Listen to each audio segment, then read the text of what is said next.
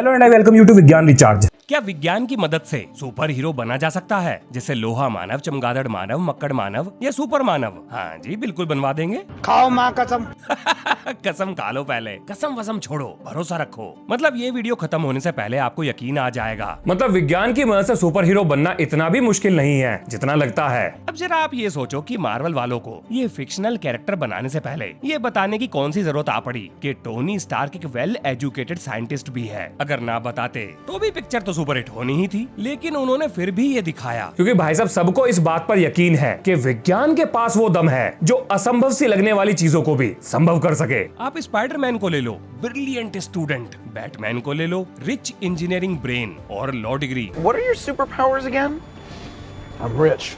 Black panther को ले लो, scientifically technologically एक एडवांस सोसाइटी का लीडर। हर सुपर हीरो अपनी सुपर पावर्स के लिए कहीं ना कहीं पर साइंस की लाठी लेकर खड़ा है। ये सब के सब विज्ञान से बिना वजह नहीं जोड़े गए। तो चलो आओ बनाता हूँ आपको सुपर हीरो। तो जी विज्ञान के सामने सबसे पहली समस्या है कि मसल के मसले कैसे हल करें। देखो मतलब सुपर हीरो के पास सुपर ताकत भी तो होनी चाहिए, पर वैसे कितनी ताकत चाहिए सुपर हीरो बनने के लिए? ज्यादा नहीं, बस ट्रेन उठानी है। अब सवाल आता है ये कि ये ताकत आएगी कहां से? तो जी इसका समाधान है artificial muscle. We've been able to make artificial muscles that are powered chemically. Okay ठीक है, लेकिन ये मसल बनेंगे कैसे? तो ये है डॉक्टर रे बॉगमैन, यूनिवर्सिटी ऑफ टेक्सास में नैनो टेक डिवीजन के एक प्रोफेसर, और इन्होंने आर्टिफिशियल मसल बनाने में कामयाबी हासिल कर ली है। आइए सुनते हैं इनकी कहानी इन्हीं की जुबानी।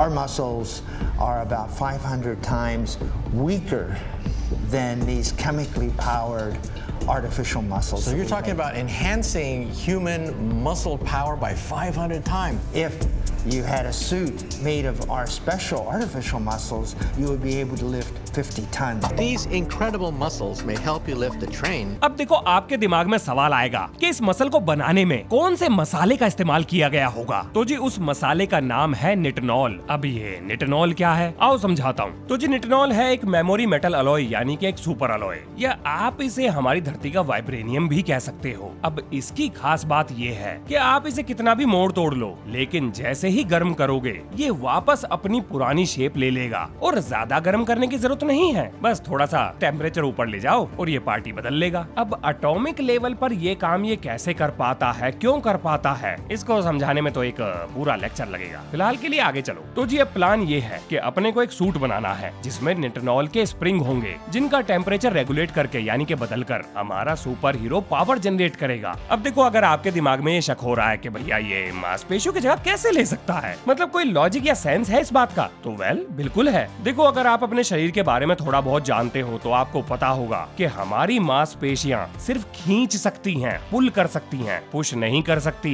ये एक वेल नोन साइंटिफिक फैक्ट है। तो इसका मतलब क्या हुआ? तो इसका मतलब ये हुआ कि अगर मसल पुल करके पावर जनरेट करती है तो बिल्कुल सेम तरीके से जब निटिनॉल का वायर गर्म होगा तो वो अपनी पुरानी शेप ले लेगा, यानी कि पुल करेगा। अब जब वो पुल करेगा तो अपने आप ही पावर जनरेट हो जाएगी। रुको आसान भाषा में समझाता हूँ। आप अपने हाथों को गौर से देखो। सबसे ऊपर है आपकी स्किन, उसके बाद है मांसपेशियां, फिर पाइपिंग सिस्टम यानी कि आर्टरीज, वेन्स, कैपिलरीज, और भैया आकार देने के लिए हो गई हड्डी। अब एक हड्डी को दूसरी हड्डी से जोड़ने के लिए प्रकृति ने लगाए हैं लिगामेंट, और मांसपेशी को हड्डी से जोड़ने के लिए टेंडन लगाए हैं। अब हमने अपने सूट में इस कलाकारी की हूबहू नकल करी है। कैसे? देखिए स्किन की जगह आ गई सूट की लेयर, उसके नीचे निटिनॉल की स्प्रिंग्स जो काम करेंगे मांसपेशी की जगह पर, क्योंकि ये मांसपेशी की तरह कॉन्ट्रैक्ट और रिलैक्स हो सकते हैं। अब आपका दिमाग इन मांसपेशियों कैसे कंट्रोल करेगा ये हम आगे डिस्कस करने वाले हैं। अब सवाल आता है ये कि ये सूट में फिट कैसे होंगे। तो जी ये है एक इंजीनियरिंग डिजाइन की समस्या। अब ये इंजीनियरिंग डिजाइन किस चिड़िया का नाम है? तो जी किसी समस्या को सुलझाने के लिए डिजाइन करे जा रहे सामान के पीछे भरे गए इंजीनियरिंग के पर्चे को मशीन डिजाइन या इंजीनियरिंग डिजाइन कहते हैं, यानी मेरा सब्जेक्ट जो मैं पढ़ाता हूँ। तो थोड़ी देर के लिए मान लेते हैं कि हमने अपने निटिनॉल के स्प्रिंग को सूट के अंदर फिट कर दिया। अब आप ये सोच रहे होंगे कि सही है, मस्कल के मसले हल हो गए। नहीं भाई साहब, यहाँ पर एक समस्या है और आने वाली बहुत सारी समस्याओं में से ये पहली समस्या है। आपने इस बात पे ध्यान दिया ही नहीं कि ये निटिनॉल का स्प्रिंग बहुत ही धीरे धीरे रिस्पॉन्ड करता है, लेकिन अपने को ताकत तो फटाफट चाहिए। तो अब क्या करें? वेल इसका भी एक समाधान है। इसी इंस्टीट्यूट में कार्बन नैनो ट्यूब्स की मदद से भी मसल बनाई गई हैं। अब जरा जान लेते हैं कि ये काम कैसे करती है। तो देखो, एक्सपेरिमेंट्स के द्वारा ये पता लगा है कि इलेक्ट्रिक फील्ड के संपर्क में आते ही कार्बन नैनो ट्यूब्स के द्वारा बनाई गई ये मांसपेशियां बिल्कुल हमारे मसल्स की तरह ही काम करती हैं, यानी कॉन्ट्रैक्ट होती हैं, कोई अंतर नहीं है। अब देखो, यहाँ पर आएगा आपके दिमाग में एक सवाल कि जब नेचुरल मसल और आर्टिफिशियल मसल में कोई अंतर है ही नहीं, तो इसका फायदा क्या है? मतलब ये काम तो नेचुरल मसल भी कर सकते हैं। तो भाई साहब है, बिल्कुल है। ये आर्टिफिशियल मसल हमारी मांसपेशियों से 1000 गुना ज्यादा तेज है। These carbon nanotube sheets can move about 1000 times faster than our muscles. अब सवाल आता है कि इस तेजी का अपन को क्या फायदा? आओ दिखाता हूँ फायदा। ये तमंचे पे डिस्को देख रहे हो आप? भाई साहब, इसको करने के लिए तेजी चाहिए। और देखो, ये जो फ्लैश की सुपर पावर है, ये स्पीड ही तो है, और स्पीड आती है मसल के फास्ट रेस्पॉन्ड से। मतलब फायदे का सौदा है, रख लो चुपचाप। अब इसके साथ एक और कमाल की बात ये है कि कार्बन नैनो ट्यूब्स के द्वारा बनाई गई मसल्स स्टील के मेल्टिंग पॉइंट और जस्ट एब्सोल्यूट 0 टेम्परेचर से ऊपर एकदम मक्खन की तरह काम करेंगी। और इसके साथ ये जबरदस्त मजबूत हैं। इनमें हमारी मांसपेशियों की तरह टूट फूट नहीं होगी। तो अब अपने सामने समस्या आती है ये कि दोनों मसल्स में से कौन सी चूज करें? वेल, तो दोनों ही लेनी पड़ेंगी। कार्बन नैनो ट्यूब्स की मसल माना के फास्ट है, लेकिन उतनी ताकत पैदा नहीं कर सकती जितनी निटिनॉल की कर सकती हैं। और देखो, हमारे शरीर में भी 2 तरीके के मसल फाइबर होते हैं, यानी ये जो हार्ड मास का पुतला लेकर हम घूमते हैं, इसमें प्रकृति ने स्लो ट्विच और fast Twitch muscle fibre fit करे हैं। तो हम लोग भी नेचर को कॉपी मारेंगे और दोनों तरीके के मसल फाइबर का इस्तेमाल करेंगे। तो अब अपन लोग एक काम करेंगे कि अपने सूट में निटिनॉल की मसल्स की बेस लेयर तैयार करेंगे और सेकंड लेयर मसल्स के रूप में कार्बन नैनो ट्यूब का इस्तेमाल करेंगे। इस तरीके से स्ट्रेंथ और स्पीड दोनों मिल जाएंगी। चलो यार, अब गरीबों में मिठाई बंटवाओ। नहीं, यहाँ एक समस्या है।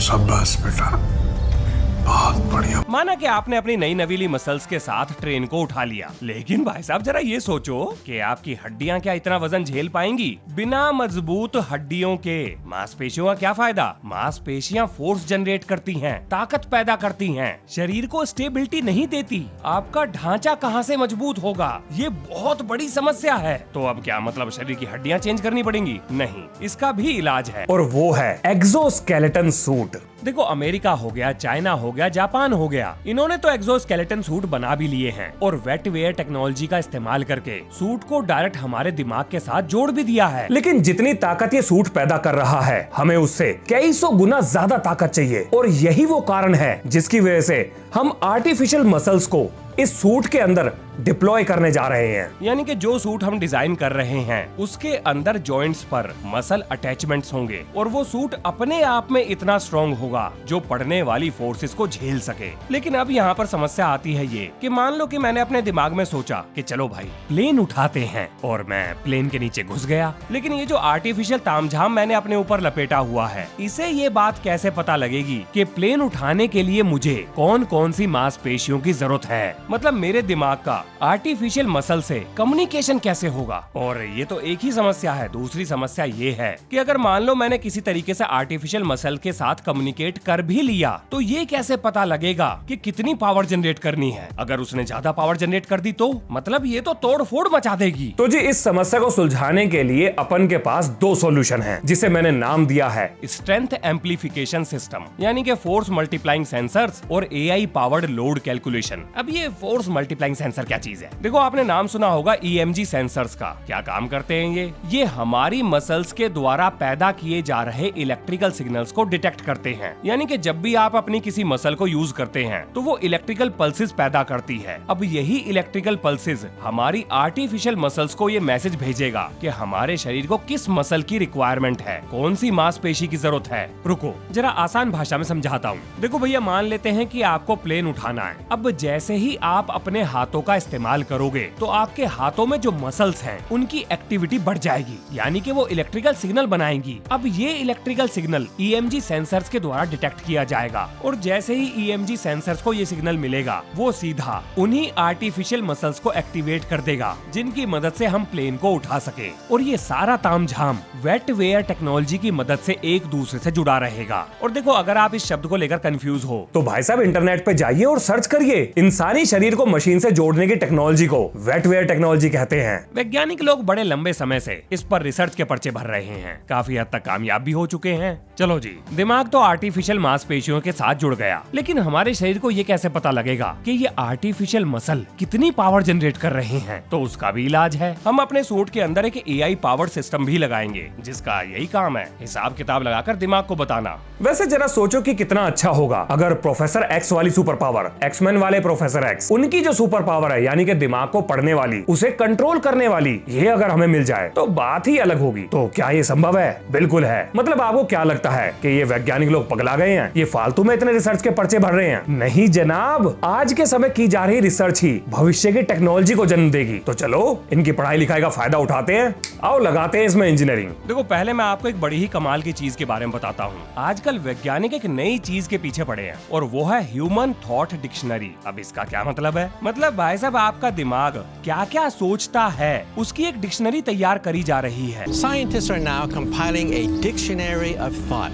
We can determine more or less what you are thinking about, an object or an animal. और ये काम कैसे कर रहे हैं ये लोग? तो इसे सोफिस्टिकेटेड टेक्नोलॉजी के नाम पर इन्होंने सीक्रेट रख लिया है। इसकी कोई भी जानकारी पब्लिक डोमेन में इनके द्वारा नहीं दी गई। मतलब साइंटिस्टों का ये कुनबा कुछ तो खिचड़ी पका रहा है, लेकिन इस खिचड़ी में कौन सा और कितना माल मसाला डाला जा रहा है इसकी जानकारी नहीं है। और देखो, बात भी सही है। अगर आपको ये पता लग जाए कि सामने वाला क्या सोच रहा है, तो आप उसके विचार के हिसाब से अपने डिसीजंस को बदलकर फायदा उठा सकते हो। मतलब ये तो ऐसे हो गया जैसे कि आपको भविष्य में होने वाली घटनाओं के बारे में पहले से ही पता हो। तो देखो, इस टेक्नोलॉजी को छुपाना तो बनता है, लेकिन इस टेक्नोलॉजी के साथ प्राइवेसी और एथिकल कंसर्न भी जुड़े हुए हैं। मतलब आपकी प्राइवेसी का क्या? तो भाई साहब, जब अमेरिकी सरकार के सामने प्राइवेसी का मुद्दा उठा तो उनका कुछ ये रिएक्शन था।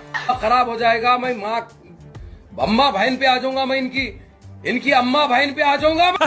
अरे भाई साहब, करोड़ों डॉलर ठुक चुके हैं इस टेक्नोलॉजी को बनाने में। अब अगर ह्यूमन राइट वाले प्राइवेसी की तख्ती लेकर घूमेंगे तो अमेरिकी सरकार यही कहेगी, भाड़ में गई प्राइवेसी। आगे चलते हैं। अब मान लो कि हमारे पास बहुत सारा डाटा इकट्ठा हो जाता है, जिसे हम एक छोटे से डिवाइस के अंदर डाल देते हैं, जिसका काम है अपने पास पहले से मौजूद डाटा और आपके दिमाग में हो रही हलचल, इन दोनों को मैच करके ये पता लगाना कि आप क्या सोच रहे हो। तो भाई साहब, प्रोफेसर एक्स वाली सुपर पावर आ जाएंगी, यानी कि आप दूसरे के दिमाग में ताक झांक कर पाओगे कि वो क्या प्लान बना रहा है, कैसे बना रहा है और कब उसे अंजाम देगा।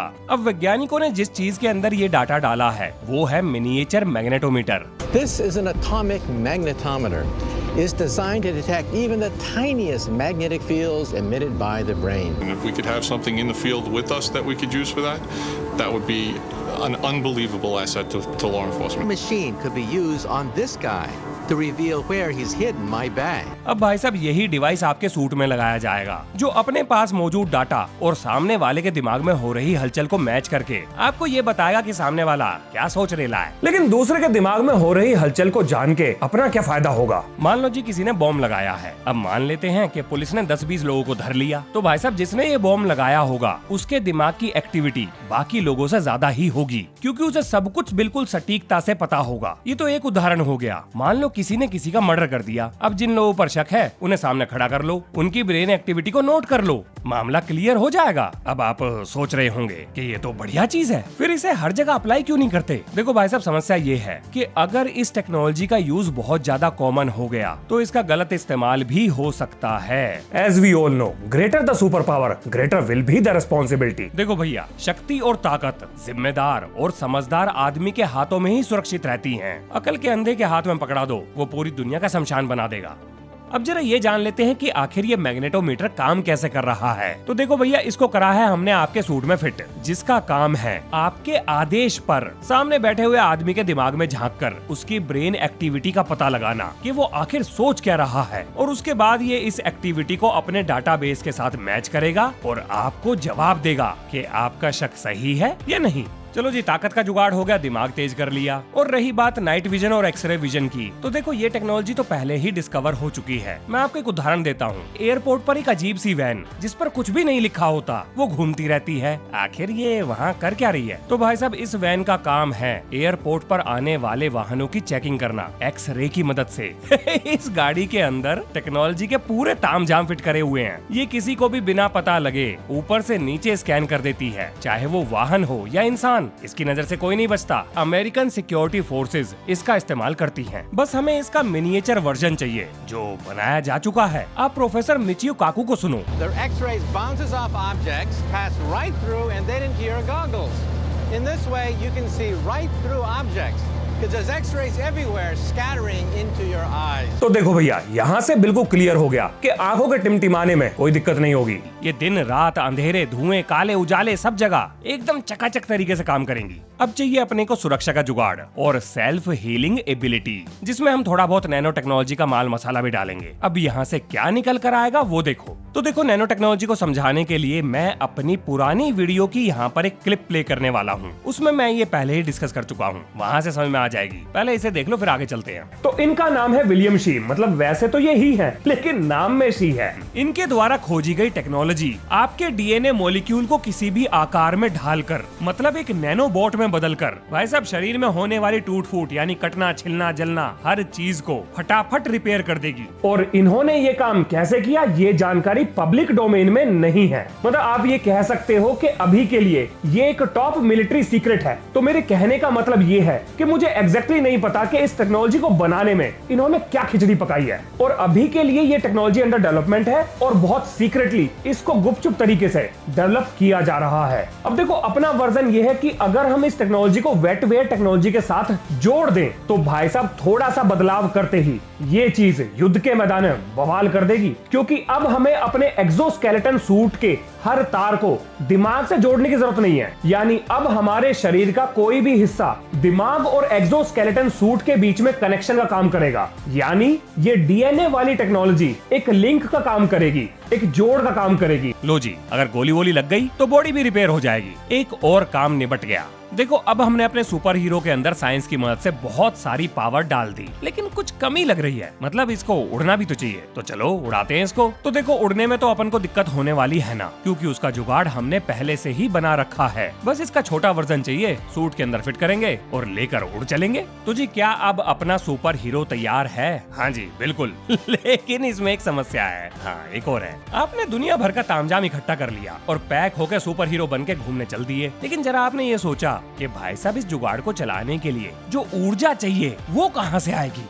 मतलब क्या बैटरी साथ लेकर घूमोगे? वेल, अगर ऐसा नहीं करना चाहते हो तो हमें एक मिनिएचर फ्यूजन रिएक्टर बनाना पड़ेगा, जो कि बहुत ही मुश्किल काम है। और देखो, अगर ये नहीं कर सकते तो हमें एक हाई एनर्जी डेंसिटी का मिनिएचर फ्यूल सेल चाहिए, जिसे बनाने में कामयाबी अभी तक तो हमें मिली ना। तो भाई साहब, जब तक बिजली का जुगाड़ नहीं होता तब तक टीन का ये तामझाम किसी काम का ना है। पर उम्मीद करते हैं कि भविष्य में कोई ना कोई समाधान तो निकल ही आएगा। चलो जी, इस वीडियो से जुड़ी हुई जितनी भी काम की बातें थी वो सब खत्म। अब जरा क्लोजिंग थॉट में ये समराइज कर देता हूँ कि आखिर इस तरह की वीडियो को बनाने के पीछे मकसद क्या था। देखो यार, बात समझो, अगर विज्ञान को इमेजिनेशन के साथ ना जोड़ा जाए तो वो सुनने में और समझने में बहुत ही बोरिंग लगता है। आप जरा ये सोचो, अगर मैं आपको artificial muscle, magnetometer, x ray technology और फ्यूल सेल के बारे में डायरेक्टली बताता तो जी 10-12 मिनट आप क्या, मैं भी नहीं झेल पाता। तो इस वीडियो के जरिए आपको टेक्नोलॉजी के बारे में भी पता लग गया और उसके पॉसिबल इस्तेमाल की संभावनाओं के बारे में भी पता लग गया। हो सकता है इन टेक्नोलॉजीज का आप सबसे बेहतर इस्तेमाल खोज लो और क्या पता एक दिन कमाल कर दिखाओ। इमेजिनेशन की कोई लिमिट नहीं, क्योंकि हर चीज की शुरुआत एक आइडिया से होती है। मेरी नजर में ऐसी पढ़ाई का कोई फायदा नहीं जिसका इस्तेमाल ना पता हो। और देखो, आपके विचार मेरे से बिल्कुल अलग हो सकते हैं, इसमें कुछ भी गलत नहीं है, क्योंकि देखो जिस पोजीशन पे मैं बैठा हूँ वहाँ पर मेरे लिए ये बात कहना बहुत आसान है और ये बात मैं खुद भी समझता हूँ। तो बस जाते जाते आपसे यही कहूंगा कि आप जो भी पढ़ रहे हैं उसका लाइफ में इस्तेमाल ढूंढने की कोशिश करो और जब तक ढूंढते रहो जब तक कि मिल ना जाए। इससे पढ़ाई आसान हो जाएगी। ये है इस वीडियो का अंत। मिलते हैं नेक्स्ट वीडियो में, तब तक के लिए खुश रहो, मस्त रहो, जबरदस्त रहो और बोलो मेरे संग, जय हिंद, जय भारत।